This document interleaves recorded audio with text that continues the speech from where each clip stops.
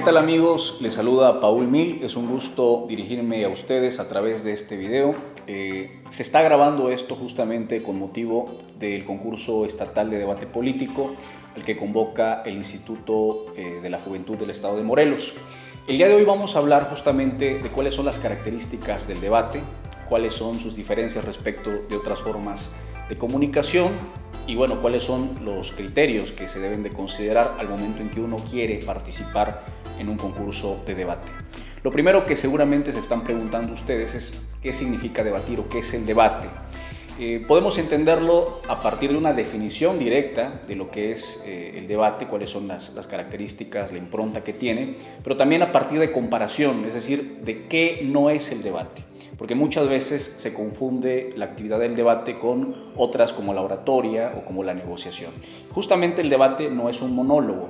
La persona que debate no está dando un discurso que un auditorio vaya a escuchar de manera pasiva, que nunca vaya a ser, digamos, la tesis que se plantea replicada por parte de un miembro del auditorio, por parte de otra persona.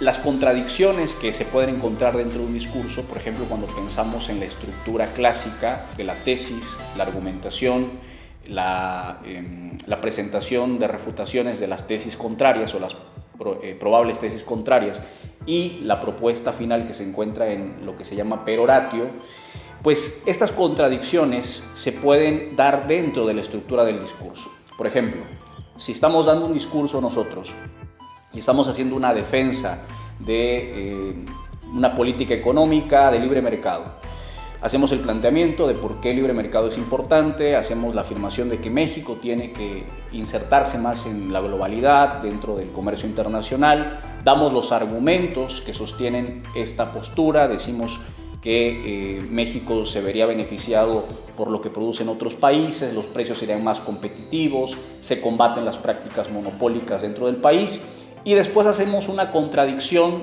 dentro del discurso planteando elementos que van a refutar la tesis contraria. ¿Cuál es la tesis contraria? Pues la tesis de quienes están en contra del libre mercado. Lo que decimos es básicamente quienes se oponen al libre mercado no consideran que esto es incluso beneficioso para ellos mismos, que se crean más empleos, que los precios van a bajar, que hay una destrucción creativa que permite que solamente sobrevivan las empresas que son competitivas y desaparezcan aquellas que no lo son. Esta es una contradicción que se da dentro de la estructura del discurso, dentro de la lógica del discurso. Pero en un debate la contradicción viene de afuera, porque yo no sé exactamente qué es lo que me va a replicar la persona que está debatiendo conmigo. Entonces, esa es la primera característica. El debate no es un monólogo, un discurso, una narrativa que no va a tener réplicas.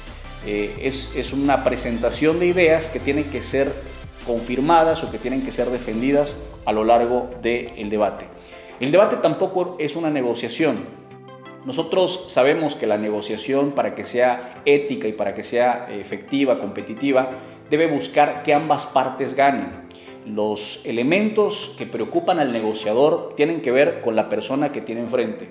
Si yo quiero, por ejemplo, en una negociación lograr que se incremente el presupuesto para el Instituto de la Juventud o quiero lograr que el Instituto de la Juventud aplique un programa, yo tengo que ver cuáles son las necesidades del instituto, cuáles son las necesidades de la persona que va a aprobar el presupuesto y plantearle algo que le interese a él.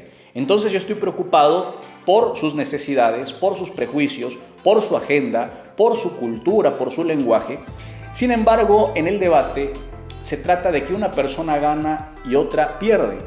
Digamos, esta es la visión más general del debate. Necesariamente, si mi tesis se sostiene a lo largo del debate, la del otro, la de mi contrincante, ya estamos hablando incluso de un contrincante, no de un negociador, pues necesariamente va a verse mermada o va a verse desacreditada.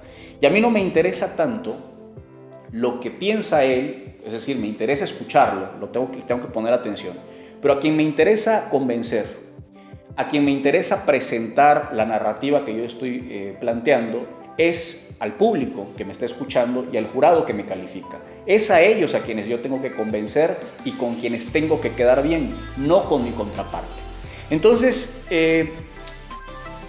yendo por estas dos rutas, primero que en un debate no hay un monólogo, y segundo, que en un debate necesariamente hay un ganador, entonces encontramos, digamos, una definición muy básica del debate, que es el encuentro entre dos perspectivas, dos puntos de vista diametralmente opuestos, y uno de ellos necesariamente tiene que prevalecer, tiene que ser aceptado, resultar ganador, en este caso cuando se trata de un concurso, y otro pues será demostrado como inviable o será desacreditado y por tanto será el perdedor. Steven Johnson, en su clásica obra Cómo ganar debates, nos dice que el debate es una competencia de interpretaciones y por lo tanto de argumentos. Por su parte, Hernán Bonomo, Juan Manberti y Jackson Miller tienen una visión más positiva del debate. Ellos señalan que es esencialmente un proceso de aprendizaje. Más que buscar ganadores y perdedores, para ellos lo que se tiene que buscar es la comprensión del tema que se debate. Sin embargo, incluso en esta perspectiva, pues va a haber una tesis que va a prevalecer por encima de la otra. Independientemente de si nuestro enfoque es positivo o negativo, debemos entender algo importante. Siempre que estamos debatiendo, hay una narrativa que nosotros vamos a plantear respecto de la realidad.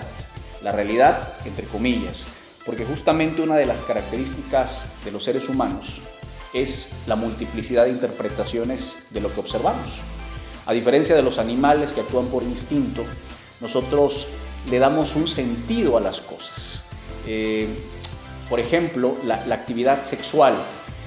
Mientras los animales únicamente se reproducen con el objetivo de prolongar la especie como un instinto biológico natural, los seres humanos le atribuimos a la reproducción elementos como el amor, elementos como la fidelidad, como un contrato social, en fin, hay varias interpretaciones que hacemos de un mismo hecho, es un hecho biológico, pero al que le damos sentido. Porque los seres humanos buscamos explicar las cosas y no vivimos en un mundo de incertidumbres. ¿Por qué se va a abrir la economía a libre mercado? ¿O por qué se va a aprobar una reforma que sancione a los políticos corruptos? ¿O por qué se va a privatizar petróleos mexicanos o se va a nacionalizar la industria eléctrica? En fin, hay muchas interpretaciones. Y en esta permanente lucha por hacerse de los significados, los seres humanos nos asignamos poder. ¿Por qué? Si recordamos la elección pasada, por ejemplo, había dos narrativas que prevalecían. Una narrativa respecto de la seguridad pública y de la violencia que hay en México. Los que estuvieron en el poder anteriormente y los candidatos que emergieron de esos gobiernos, pues tenían un discurso orientado hacia la represión, hacia el papel del Estado para garantizar la seguridad pública mediante policías, mediante ejército, mediante órganos represivos. La narrativa contraria era la que presentó el candidato que al final resultó ganador, Andrés Manuel López Obrador. Él señalaba que la violencia en nuestro país respondía pues a una dinámica de desigualdad, de pobreza, a que muchas personas no tenían otras opciones para conseguirse una vida digna y por tanto tenían que incurrir en actividades criminales. Esa es una narrativa que existe. ¿Quiénes definen cuál es la narrativa que va a prevalecer? Pues obviamente en una circunstancia democrática, en un país democrático, los electores. Los electores a través de su voto van y eligen la narrativa que tiene que prevalecer. Y eso es muy importante porque asigna quién va a detentar el poder. A partir de quien logra que su narrativa prevalezca, se define también que va a tener el poder para aplicar una política pública. Y también al momento en que definimos el enfoque del problema, estamos marcando cuál es la política pública. Si decimos que el tema de la inseguridad es un tema de actos de personas inadaptadas, personas que no han logrado insertarse dentro de la sociedad de manera debida y que lo hacen con mala fe, pues entonces nuestra política pública va a ser necesariamente de la represión, de más cárceles, de más número de agentes en las calles, etcétera, etcétera. Entonces, la narrativa es muy importante. Si la narrativa es diferente, es por desigualdad, es por pobreza, necesariamente vamos a tener que plantear una política pública diferente. De eso vamos a seguir hablando en el siguiente video.